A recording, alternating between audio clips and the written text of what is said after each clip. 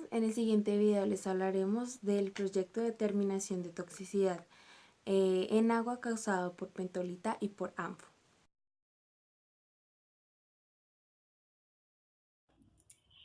El método por usar en la determinación de toxicidad en agua causado por pentolita y ANFO es la espectrofotometría. Este es uno de los métodos de análisis más usados y se basa en la relación que existe entre la absorción de la luz por parte de un compuesto y su concentración. Cuando se hace incidir luz monocromática sobre un medio homogéneo, una parte de la luz incidente es absorbida por el medio y otra es transmitida. Como consecuencia de la intensidad de rayo de luz, se atenuada por P0 hasta P, siendo P0 la intensidad de la luz incidente y P la intensidad de rayo de luz transmitida. Dependiendo del compuesto y del tipo de absorción a medir, la muestra puede estar en fase líquida o gaseosa. En las regiones visibles ultravioletas del espectrofotómetro, la muestra de agua generalmente es disuelta para formar una disolución. El fundamento de nuestro proyecto es medir la absorbancia por medio de un espectrofotómetro con la bacteria Escherichia coli en agua tóxica causada por pentolita y ANFO. Para ello realizaremos la preparación de las muestras a las que se les va a hacer la lectura. Esta absorbancia tomada por el espectrofotómetro nos ayudará a saber la supervivencia de las bacterias en este medio tóxico. Entonces se tomarán como referencias la absorbancia principalmente de un blanco, de las bacterias sin un medio tóxico y las bacterias con un medio tóxico, y las bacterias también con un suelo virgen. El análisis de la supervivencia de las bacterias se realizará por medio de un cálculo. Este cálculo nos indicará la cantidad de bacterias muertas en cada muestra. Los datos para la muestra serán proporcionados por el espectrofotómetro. De la metodología se realizó en tres partes. La primera de ellas es la preparación del agua afectada por pentolita y ANFO. En primer lugar se pesaron 4 gramos de cada suelo y posteriormente se realizó un tamizado con un tamiz de 500 micrómetros. Se obtuvieron las partículas de menor tamaño, se pesaron 2 gramos aproximadamente cada una y se pusieron en tubos de ensayo. Posteriormente se agregó 2.6 mililitros de agua y con ayuda de un vórtex se mezcló. Se dejó en reposo una semana y finalmente se centrifugaron los tubos para separar el suelo del agua y así obtener el agua para la prueba. La segunda parte es la preparación del cultivo de bacterias E. coli. En primer lugar se debe preparar el caldo Luria bertani. Para este se deben disolver 0.75 gramos en 50 mililitros de agua. Esto es lo que dicen las instrucciones del caldo y cabe recalcar o recordar mejor que el caldo viene como si fuera un polvo. Posteriormente se reparte en 5 tubos de ensayo con 10 mililitros cada uno. Se lleva al autoclave 2 horas para esterilizar y pasado este tiempo, ahora sí se realiza el cultivo. Primero se debe encender el mechero. Y con la asa metálica se debe desprender de la parte superior o de la superficie del cultivo una pequeña porción. Este se debe introducir en un tubo de ensayo que ya contenga el caldo, se agita el asa para que la bacteria se desprenda, se acerca la boquilla al mechero y se tapa. Esto se debe realizar en los 5 tubos de ensayo en los que se preparó el caldo. La tercera y última parte es la observación de la mortalidad de las bacterias E. coli en la muestra.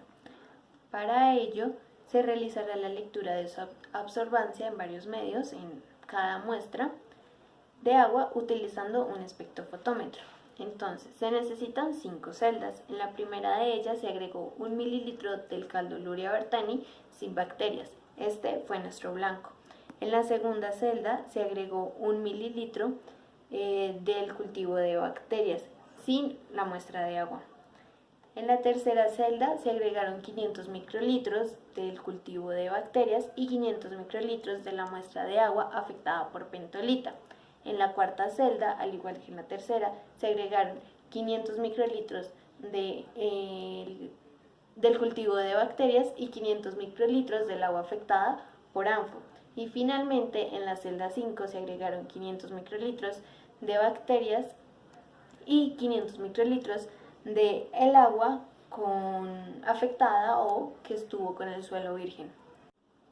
Para la lectura de la absorbancia, primero se encendió el espectrofotómetro y se ajustó para el análisis de absorbancia con una longitud de onda de 600 nanómetros. Posteriormente se limpió con papel de arroz cada una de las celdas y se introdujo en los espacios que tiene dispuestos para la lectura el espectrofotómetro. Cabe resaltar o recordar que es importante saber en qué lugar está cada una de las celdas y que en el lugar donde está marcado con la letra B debe ir el blanco. Finalmente se realiza la lectura de la absorbancia 5 veces.